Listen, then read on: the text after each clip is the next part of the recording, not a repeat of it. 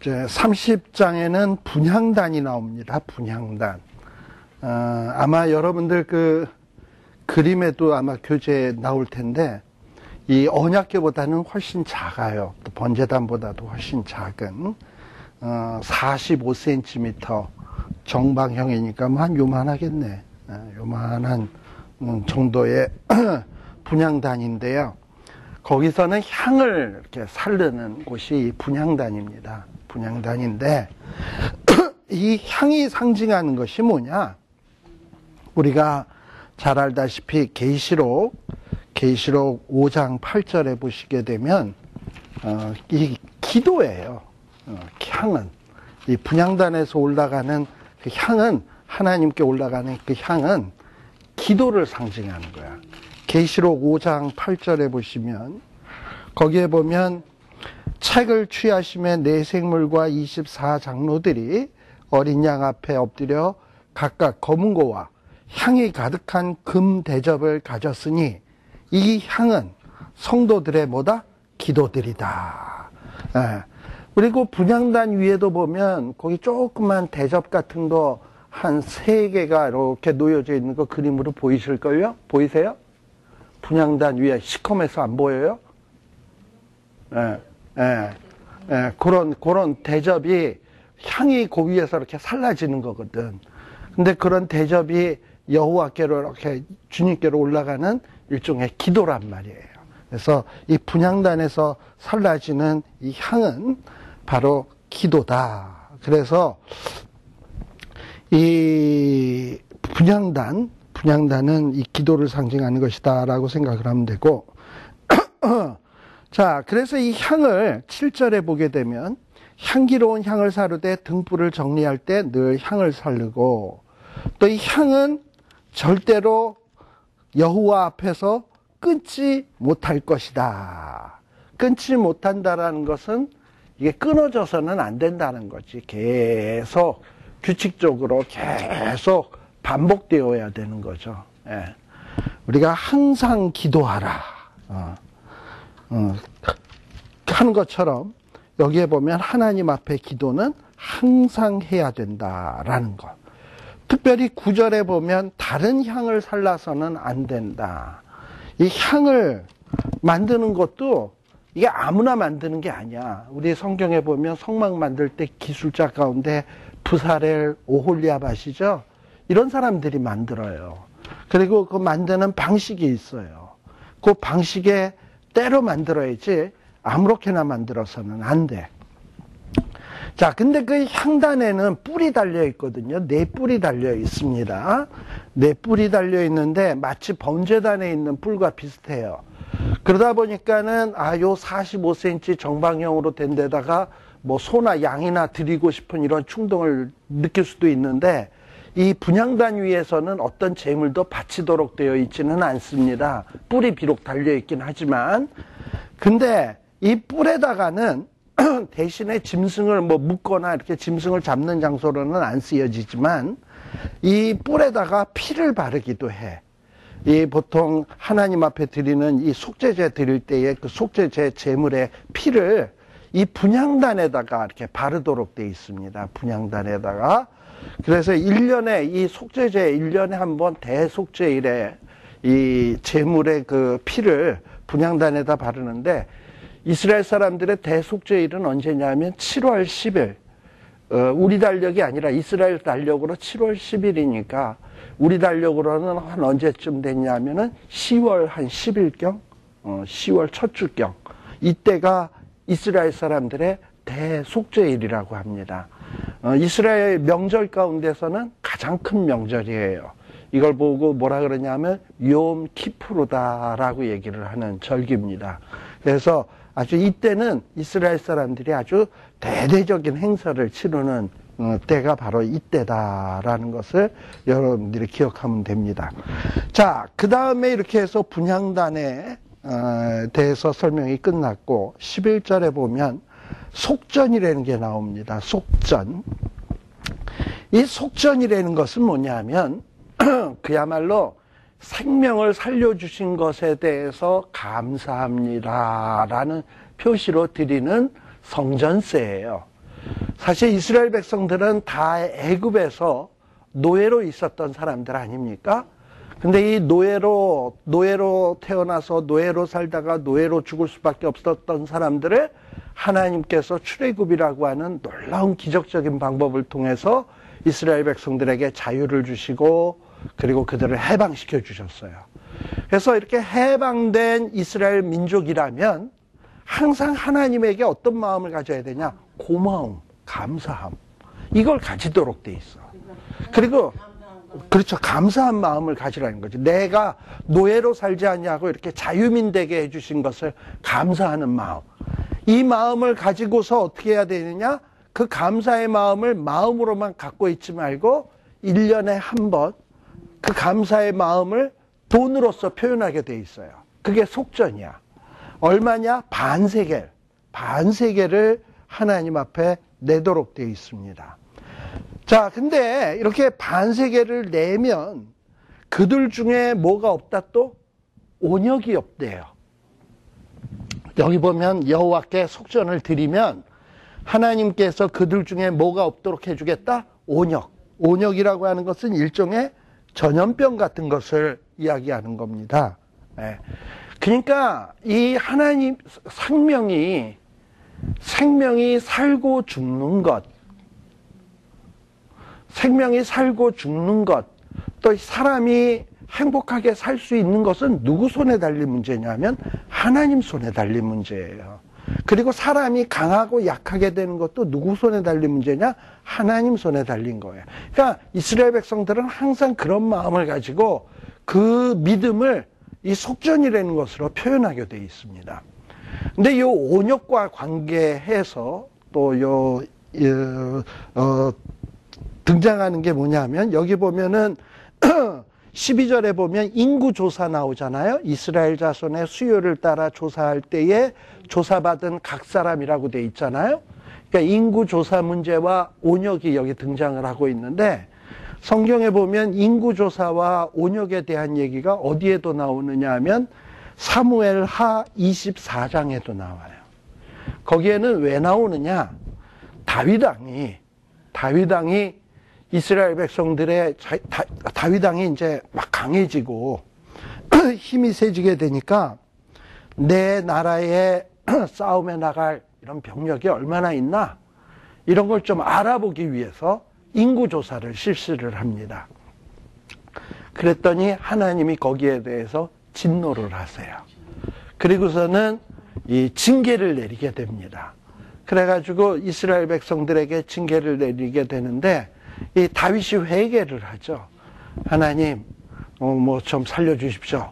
그랬더니 세 가지 종류의 내가 벌을 줄 텐데 너 뭐 3년 동안 맨날 외국 나라에 시달림 받을래? 아니면 3년 동안 기근, 뭐 3개월 동안 뭐 기근을 달래? 아니면 3일 동안 온역을 당할래? 이러면서 온역이 나오거든요. 그랬더니 제일 짧으니까 다윗은 제일 짧은 거 택합니다. 긴 거보다. 그래서 3일 온역을 취하게 돼요. 그래서 온역과 인구조사가 나와요.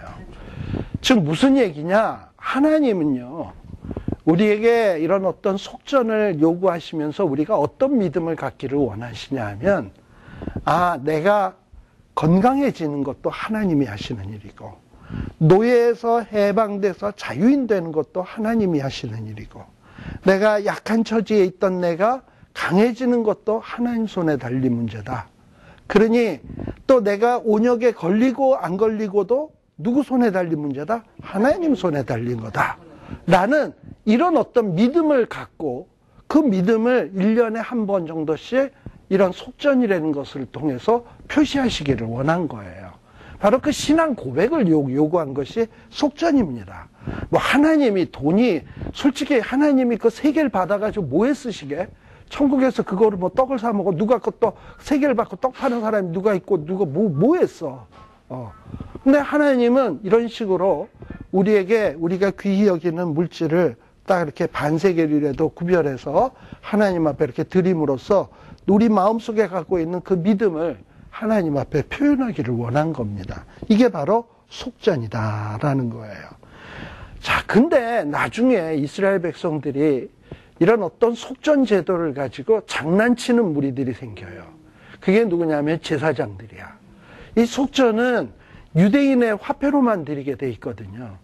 근데 이것을 나중에 악용해가지고 예수님 당시에 이스라엘 백성들이 이제 속전을 내려왔는데, 당시에 통용되던 화폐는 로마의 화폐고, 근데 성전에다 내는 돈은 유대인의 화폐로 내야 되는데, 누가 뭐 성전에서만 쓰는 돈을 주머니에다 갖고 다니나? 통용되는 화폐 쓰고 다니지? 그래가지고 성전에 와서 속전을 바치려고 하는데, 유대인의 화폐를 반세겔레 이런데, 나 유대인의 화폐는 없는데요 이러면은, 그럼 로마 돈으로 내 그랬더니, 로마 돈으로 유대인의 화폐 반세겔레라, 이건 안 되고 로마 돈으로 낼 때는 2배로 내야 돼 이러고서 2배로 받는 거예요. 그러면 누가 이득이야? 제사장이 이득인 거지. 이러면서 성전 안에서 이런 속전 제도를 가지고 제사장들이 자기네들이 치부하는 이런 어떤 못된 짓거리를 한 거예요. 바로 그게 계기가 돼가지고 우리 예수님이 채찍을 만들어서, 노끈을 만들어서 성전에 들어가서 너희들이 만민이 기도하는 집을 강도의 구렬로 만드는구나 이러고서 막 채찍으로 내어 쫓은 곳이 바로 그곳입니다. 이 사건입니다. 바로 이 속전제도가 이렇게 시작되었다라는 것을, 이런 어떤 속전제도, 뭐 또 있다면은 재물들을 가지고 오면 흠이 있나 없나 이거 검사하는 일을 누가 했냐면 제사장들이 했거든. 그러고선 제사장들이 멀쩡한 놈 데리고 왔는데, 이거 흠 있어서 안 돼, 못 드려 이러면, 그 사람 멀리서 갖고 왔는데 이거 어떻게 해요? 그러면은 너 저 골목길 밑에 내려가면은 재물 파는 데 있는데 거기서 받고 와. 그러면 또 훨씬 못한 놈 데리고 오면 기가 막힌 놈 갖고 왔다 그러면서 받아주고, 그리고 저녁에는 그 장사아치랑 만나서 오늘 수입이 전체가 얼마였는데 6대4로 나누자 해가지고 이익을 분배하는 이런 짓들이 나중에 제사장들 가운데서 생겨나기 시작을 한 거예요. 그래가지고 타락하기 시작한 거죠. 이렇게 하나님의 거룩한 제도들을 이렇게 자기의 배불리는 도구로 만들었던 사람들이 제사장들입니다. 그래서 이스라엘 백성들 가운데는 반드시 14절에 보면 무릇 계수 중에 드는 자 곧 20세 이상 된 자, 즉 이 얘기는 무슨 얘기냐, 이 사람이 20세 이상 될 때까지 누구의 은혜로 이렇게 되었냐 이 말이지. 20세 이상 된 자는 속전을 바쳐야 되는데, 이런 속전을 바칠 수 있는 나이 될 때까지 이 사람이 건강하게 살아오고 생명 유지하고 살아올 수 있었던 이유가 뭐냐라는 거예요. 하나님이 묻는 건, 내가 너에게 은혜 베풀었기 때문 아니냐. 그러니 너가 감사함으로 이런 속전을 드려야 되는 것 아니냐. 그래서 이 속전은요, 누구나가 다 드려야 돼. 15절에 보면 부자라고 뭐 더 내고 가난하다고 덜 내고가 아니라, 부자이든 가난하든 다 한결같이 반세겔은 그렇게 부담되는 돈도 아니에요. 누구나 다 마음만 있으면 드릴 수 있는 돈이에요. 그렇게 해서 이 반세겔로 속전을 드리게 되면 그것을 모아서 어디다 쓰냐? 성전 안에서는 여러 가지 쓸 일이 많아요. 예를 들면 번제단에 있는 땔감도 매일 거기에 공급을 해야 되고, 아까 무슨 기름 관유를 만들래도 무슨 뭐 계피 무슨 들어가는 향품이 얼마나 많아. 이런 것들도 다 돈 주고 사야지. 그럼 그런 돈의 비용을 다 어디서 구입하겠습니까? 이런 데서 구입하는 거예요. 그래서 이런 것을 가지고 성전에서 사용되는 이런 어떤 돈으로서 사용되게 되었습니다. 그러니 모든 이스라엘 백성들은 속전을 바침으로 성막 안에서 사용되는 비용을 충당하는 거죠. 그래서 성당 안에서 사용되는 비용은 제사장들이 충당하는 것도 아니고, 모든 백성이 하나님 앞에 감사하는 마음으로 모아진 이런 속전과 같은 헌금으로 유지되는 것이 성막이다라는 것을 우리가 기억하시면 됩니다. 그 다음에 17절에 보면 이제 뭐가 나오느냐, 물두멍이 나옵니다. 이제 성소 바깥에예요. 성소 바깥에는 뭐가 있냐? 번제단이 있고, 또 거기에는 커다란 물두멍이 있습니다. 놋으로 만들어진 물두멍. 이 물두멍은 말 그대로 손과 발을 씻는 곳이 이 물두멍이에요. 특별히 이 제사장들이 제사 드리기 전에 반드시 두 손, 두 발을 씻는 장소가 이 물두멍입니다. 왜 이렇게 깨끗하게 손을 씻고 발을 씻도록 요구하시냐? 이 하나님 앞에 드리는 제사는 거룩하기 때문에. 그래서 21절에 보면 두 수족을 씻어 죽기를 면할지니. 그러니까 손과 발 안 씻고 제사 드렸다가는 어떻게 된다? 죽는다. 손발 안 씻고 제사 드렸다간 죽는다. 무섭죠? 그 다음에 22절서부터는 이제 거룩한 관유가 나와요. 아까 우리 관유에 대해서 23절, 24절, 25절 이렇게 하면서 관유를 어떻게 만드는가, 관유에 들어가는 재료는 어떤 게 있는가 하는 것을 살폈습니다. 자, 거기에 보면 관유에 들어가는 물품들 가운데는 모략이 있고, 뭐 육개가 있고, 창포가 있고, 계피가 있고, 뭐 감람유가 있고, 감람이 있고, 여러 가지가 많이 들어가죠. 이런 걸로 만드는데 25절에 보면 어떻게 만들어라? 제조하는 법대로 만들어라. 아무렇게나 만들어서는 안 돼. 그러니까 하나님이 기뻐하시는 것은 하나님이 원하는 방식이에요.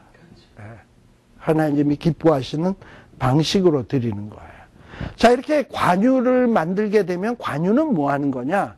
아까 제가 기름은 뭐 하는 데 쓴다고요? 성별, 구별하는 데 쓴다 그랬어요. 그래서 26절에 보니까 회막과 증거계에 기름을 발라서 그것을 성별하는 거예요. 또 제사에 사용되는 모든 도구들 27절에 보니까 상, 기구, 등대, 그 다음에 번제단, 물두멍 이런 것들을 다 기름을 발라서 성별해가지고 29절 식으로 표현하면 지성물로 구별을 하래요. 그렇게 해서 구별되면 거기에 접촉되는 것은 다 뭐하다? 거룩하다. 그리고 또 누구에게도 바르느냐? 아론과 그 아론의 아들들, 제사장들에게 기름을 발랐으니 그 제사장들도 어떻게 된다? 거룩하게 된다. 그래서 이 관유는 성별하게 하는데 바르는 거예요. 자, 근데 제사장이 아닌 일반 사람에게는 바르면 어떻게 되느냐? 안 돼. 32절에 보니까 이 관유는 거룩한 관유이기 때문에 제사장 외에 일반 사람에게는 부어서는 안 된다. 또 일반 용도로 제사에 사용되는 게 아니라 일반 용도대로 사람들이 집안에서 이걸 만들어 써서도 안 돼. 이건 오로지 제사와 제사장들을 위해서만 사용되게 돼 있어요. 이것도 함부로 사용하면 어떻게 되느냐? 33절. 이와 같은 것들을 사적인 목적으로 사용하기 위해서 만드는 자나 이것을 제사장이 아닌 일반 타인에게 붓는 자는 어떻게 된다? 백성 중에서 끊쳐진다. 이만큼 하나님은 엄격하게 성과 속을 구별하셨어요. 거룩한 것과 속된 것을 구별했다 이 말입니다. 자, 그리고 아까 분향단에서 드리는 향도 참 여러 가지 들어가는 재료가 많습니다. 34절에 보면 소합향, 나감향, 풍자 뭐 이런 향품으로 유향을 섞어서 향을 만들어요. 이것도 향을 어떻게 만드느냐? 향 만드는 법이 있어. 또 거기에다가 뭘 치느냐? 소금을 쳐. 참 여러 가지. 소금은 부패되는 것을 방지하는 어떤 방부제 역할을 합니다. 그렇게 해서 뭔가 성결하게 만들어서 그래서 이 향을 하나님 앞에 피우도록 돼 있는데 이 향도 함부로 사용하면 어떻게 되느냐? 37절.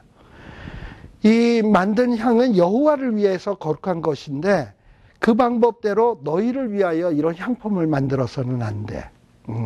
그리고 이 향품을 냄새가 좋다고 자기가 맡기 위해서 일부러 만들어 쓰는 자는 백성 중에서 끊쳐진대. 이만큼 하나님께서는 향도 구별되게 사용하도록 이렇게 지정을 하셨습니다. 자, 그러니 이 성막의 이 제도가 굉장히 까다롭고 복잡하죠. 예. 자, 이렇게 해서 어떤 성막에 대한 대충 얘기는 끝났고 여기 요 31장서부터는 성막을 만드는 요 사람, 몇 가지 성막 만드는 일에 대한 몇 가지 얘기가 이제 조금 나와 있어요. 한번 봅시다. 31장에 보면 이 성막을 만드는 일에 있어서 이 기술자 중에 대표적인 인물이 누구냐 하면 부사렐이라고 하는 사람이에요. 2절에 보면.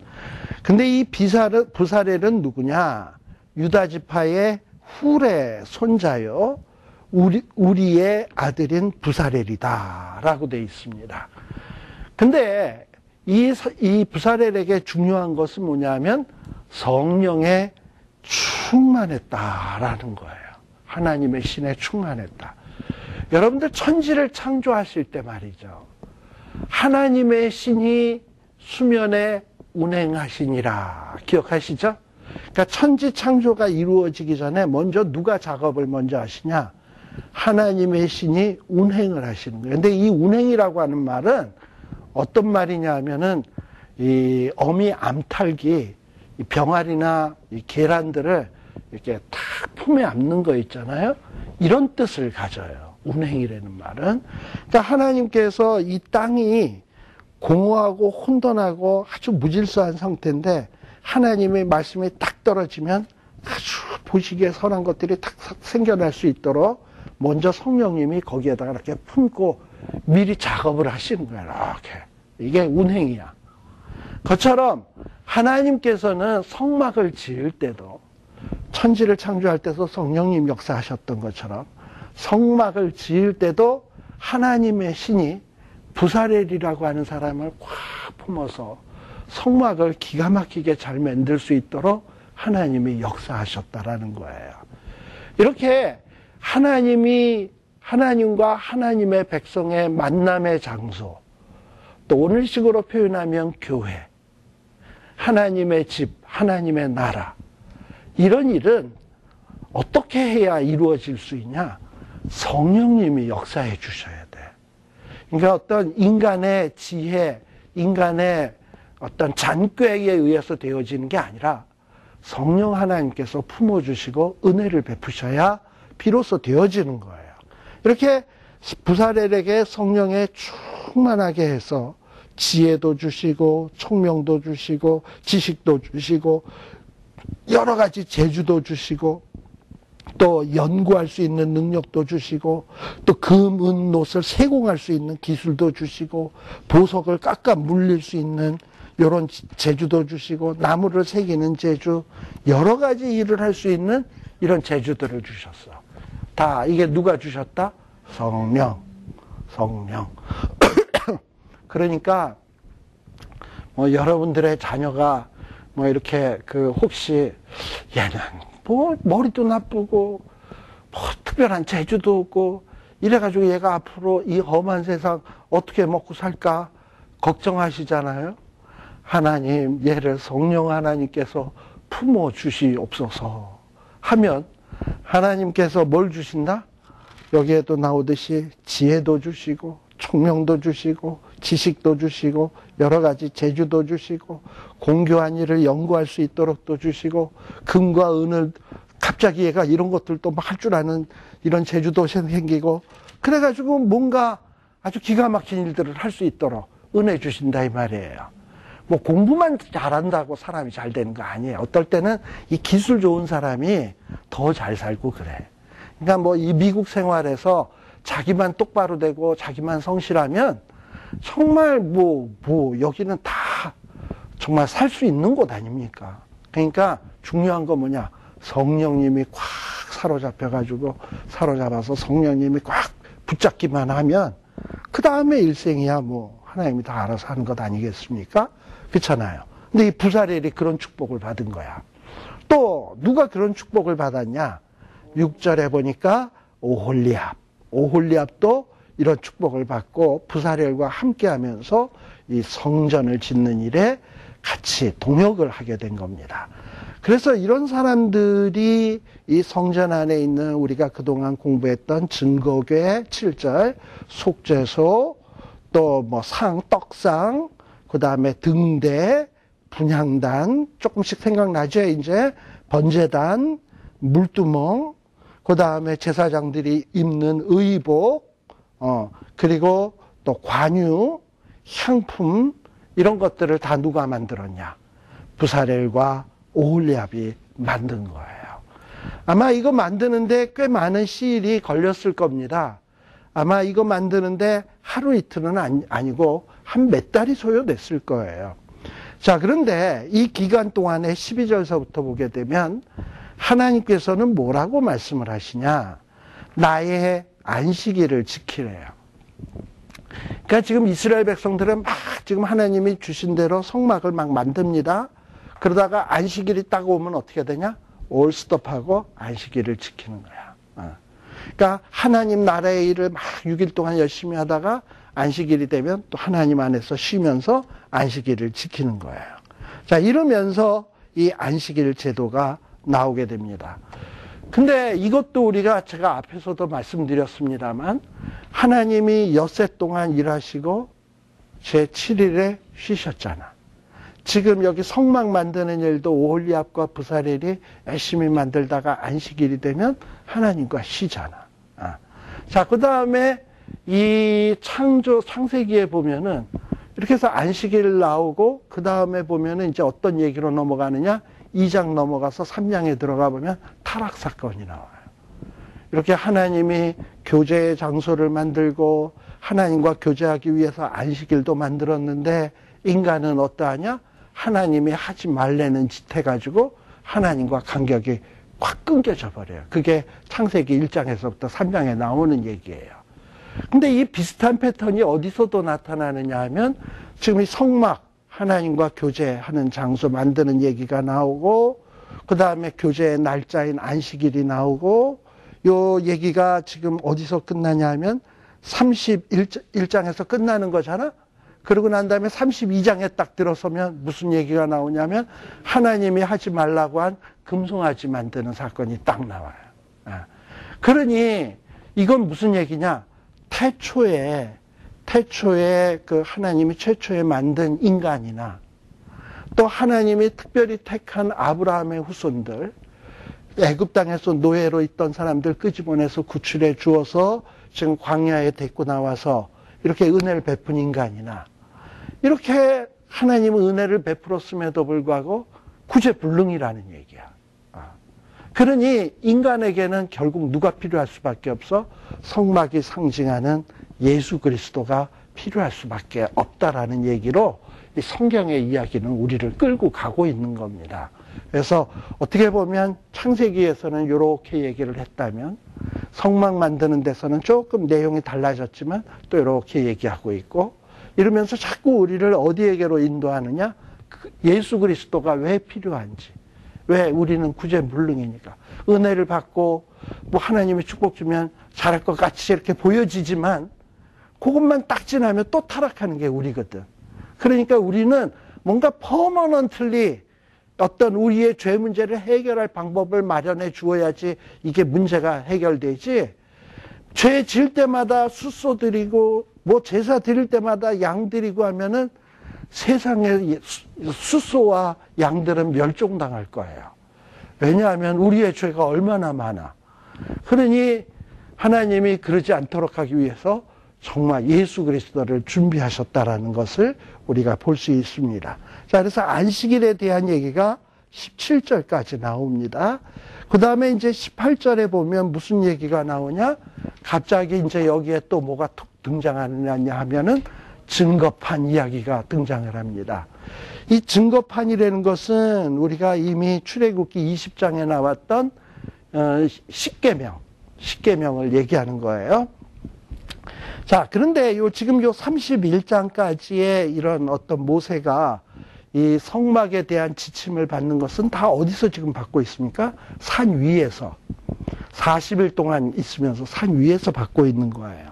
그리고 지금 여기에서 증거판 받는 것도 산 위에서 받고 있는 거예요.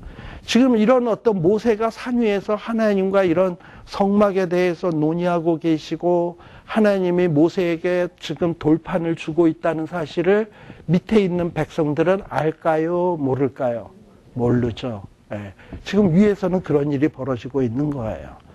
자, 그런데 지금 여기에서 모세가 돌판을 딱 가지고 내려온다라는 것은 마치 우리가 무슨 영화나 드라마 같은 데 보면 복선이라는 거 있죠. 복선. 장차 일어날 어떤 일을 암시하는 어떤 그런 것 같은 느낌을 좀 줘요. 하나님이 뭘 갖고 내려가라? 돌비를 갖고 가라. 자, 그 밑에 있는 애들은 지금 뭐라고 있냐? 돌비에 나오는 첫 계명을 지금 범하고 있는 중이에요. 그리고 이제 이 돌비는 하나님과 이스라엘 백성 사이에 마치 언약 문서, 계약 문서인데 이 밑에 있는 백성들이 이 우상 숭배함으로 말미암아 모세가 내려와서 그 돌비를 깨뜨리죠. 그래서 이 돌비는 앞으로 장차 하나님의 백성과 하나님 사이에 언약이 깨어질 것. 이것을 마치 보여주는 미리 이렇게 쓱 보여주는 어떤 이런 역할을 하는 게 요 18절의 말씀인 것 같아요. 우리가 간혹 보면은 무슨 이런 추리 드라마 같은 데 보면 어떤 별것도 아닌 물건인데 나중에 이런 것들이 이런 전화기가 무슨 아주 중요한 증거 물품이 돼가지고 범인을 잡는데 아주 큰 공헌을 한다 그러면은 어떨 때 이 카메라 들고 있는 게 괜히 카메라가 이거를 제일 중앙으로 딱 찍어서 이걸 클로즈업해서 찍는 경우 있지. 뭐 그런 건 뭐냐? 아, 저 물건이 나중에 뭔가 이 사건을 푸는 실마리가 되겠구나 하는 거를 사람들에게 인지시키도록 하기 위해서 그러듯이 마치 여기에서 이 돌비 얘기를 갑자기 성막 얘기하다가 돌비 얘기를 툭 하고 던지는 이유는 뭔가 이 돌비 사건이 이후에 나오는 사건에 있어서 큰 역할을 하겠구나라는 것을 암시해주는 이런 역할을 보여주는 것이 18절의 역할이다라고 보시면 되겠습니다. 자, 그러면 이제 32장인데 제가 요 32장을 나갈까 말까 하는데 제가 좀 기운이 없어요. 그래가지고 그래서 오늘 여기서 그만하고 32장서부터 요는 다음 시간에 좀 하도록 할게요. 그래서 제가 오늘은 한 20분 먼저 끝내겠습니다. 죄송합니다. 네, 기도하겠습니다. 하나님 아버지 감사합니다. 우리가 그동안에 어려웠던 이 성막에 대한 것 그리고 하나님과의 교제의 장소인 이 회막에 대해서 살피었습니다. 참으로 과거의 이 구약의 사람들은 하나님 만나기 위해서 그렇게 엄격하고 철저한 준비를 거쳐야 하지만 하나님을 만날 똥말똥했는데 우리는 지금 예수 그리스도의 보혈의 은혜로 말미암아 너무나도 쉽게 아버지 하나님 앞에 나아갈 수 있고 예배드릴 수 있어서 그 은혜가 얼마나 큰지를 잊고 삽니다. 아버지 하나님 다시금 우리에게 이 주님의 보혈로 하나님 앞에 나아간다는 사실이 엄청난 은혜이며 정말 감격스러운 사건임을 재인식시켜 주셔서 우리의 삶 가운데 예배가 회복되게 하여 주시고 주님 앞에 나아갔을 때의 그 감격적인 이런 은혜의 시간들이 다시금 회복될 수 있도록 은혜 베풀어 주시옵소서. 그리하여 먼저 내가 살고 교회가 살고 이 시대에 하나님의 나라가 회복되는 놀라운 역사가 있게 하여 주시옵소서. 예수님 이름으로 기도드리옵나이다. 아멘. 마치겠습니다.